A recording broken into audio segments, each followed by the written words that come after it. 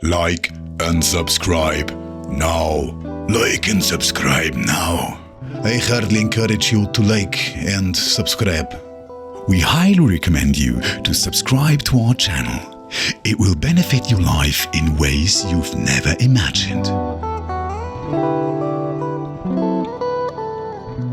What is going through your head if you think about a beautiful, beautiful, clean guitar sound, electric guitar sound? You know, like Eric Johnson's clean guitar sound, for example, or Pat Metheny's guitar sound, or Alan Holdsworth clean guitar sounds. Well, of course, it is in their fingers. It is in their head and heart. And nothing and nobody will ever be able to sound like them. But nothing and nobody will also be able to sound like you, okay? This is just a little encouragement, but it's true. It's absolutely true. So, but if you think about these things like beautiful, beautiful guitar sounds in a digital realm, meaning you plug in into an interface and you're recording into a DAW, many people tend to think a lot about amp simulation plugins. And they think about amp simulations to the degree where I think, oh, is that healthy? I mean, so what I want to do in this video are basically two things. First of all, hey, how can we achieve a beautiful, clean guitar sound? And secondly, how can we make it as interesting as possible? Because, hey, we have so many possibilities inside the DAW that go way beyond the traditional thinking of how to record. So that's the second thing I want to talk about.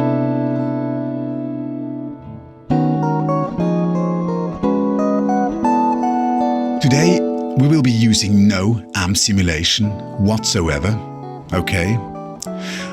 We will only use stock plugins to generate this sound. And I work in Logic Pro, and therefore we're going to use only the native plugins from Logic, and let's see how far we can go. The plugins, meaning the amp simulations, can we achieve a great sound without them? And I think yes, that's absolutely possible. Even stock plugins nowadays, they sound amazing, some of them not. But it's the same thing with third-party plugins. And the most important thing is your ability to play the instrument, to get your point across somehow, through your heart and brain and fingers. That's the most important thing.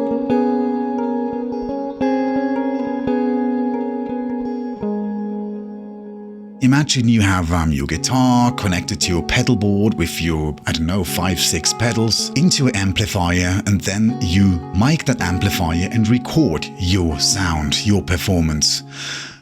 The thing that always disturbed me was that everything was set in stone somehow. The actual wave file you generate was already packed with your effects. You couldn't undo your chorus choice or your whammy choice or your delay choice because it was already imprinted in the audio file. What I think is very inspiring is to gather your head around the concept of recording straight into your computer and processing the effects afterwards. Because then you have all the freedom you want. Hey, you know what? Let's put the reverb on that last chord and let it ring out majestically and long into infinity. Or, oh yeah, let's put the chorus on the beginning and then slowly fade that chorus out, but instead fade the tremolo effect in, for example. If that doesn't work, maybe it's working on the next section, but you can juggle around because everything you recorded was basically a wave file that was the direct sound from your instruments into your interface. Because somewhere on your computer lies that audio file, a WAV file or a AIFF file with your performance. But that file is raw, there are no effects on it. So it's basically up to you to enrich it.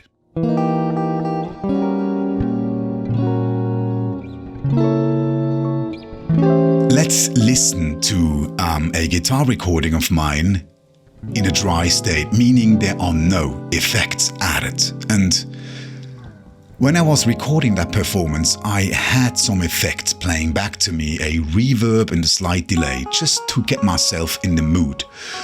But that was not imprinted in the original audio signal, since it was just a plugin being put on the audio track inside Logic. So I listened to it while I was playing, but it was not part of the audio file.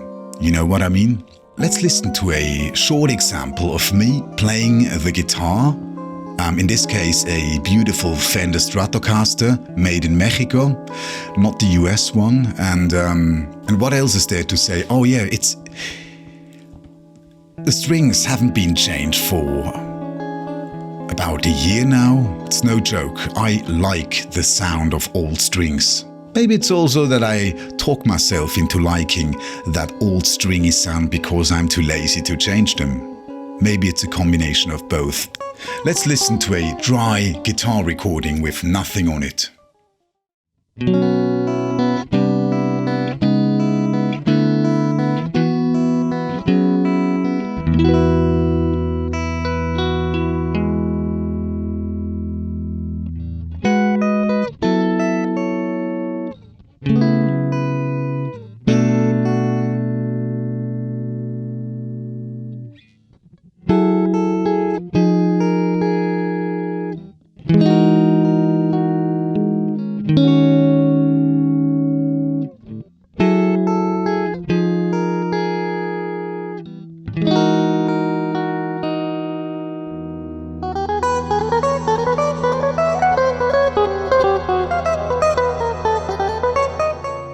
Let's talk about the effects that I want to apply.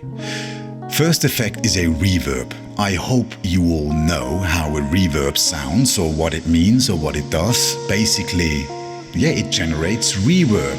Hello! Reverb! The second effect that we apply is a tremolo. And you can do various things with a tremolo. You can even use it in electronic music to sidechain somehow, or to create the effect of sidechaining. But what I want to achieve in this example is basically a stereo ping pong effect, you know, left, right. Then the next effect that we're using is a chorus. I guess we all know how a chorus sounds. You can go completely insane with a chorus, but you can also just trigger it slightly. Last but not least, we have a delay. In this case, a stereo delay. Yeah, the delay is, well. So now let's listen back to that previous clip, and this time we are going to listen to it with the effect processing already applied. So have fun.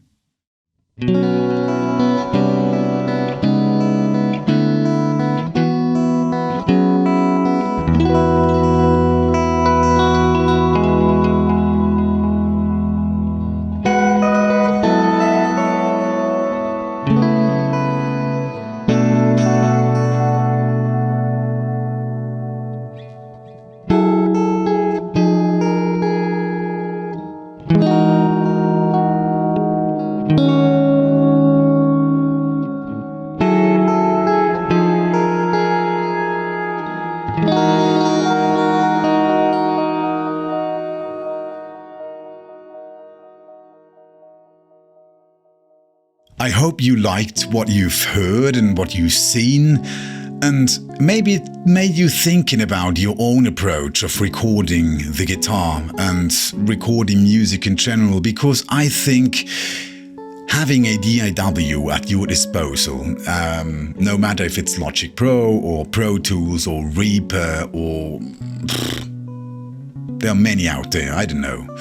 But it is really worth it to check out the stock plugins inside each DAW and not just going like, oh, I need this lexicon reverb simulation and I need, I don't know, this and that, because first of all, it's very expensive at times, and second of all, hey, it's not necessary.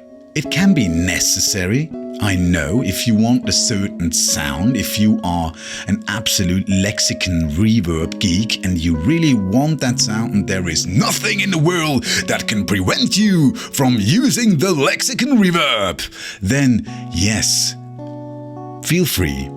And I think if it sounds great, it's mainly because of you, because of your creativity, because of your approach to the instrument, because of your vision.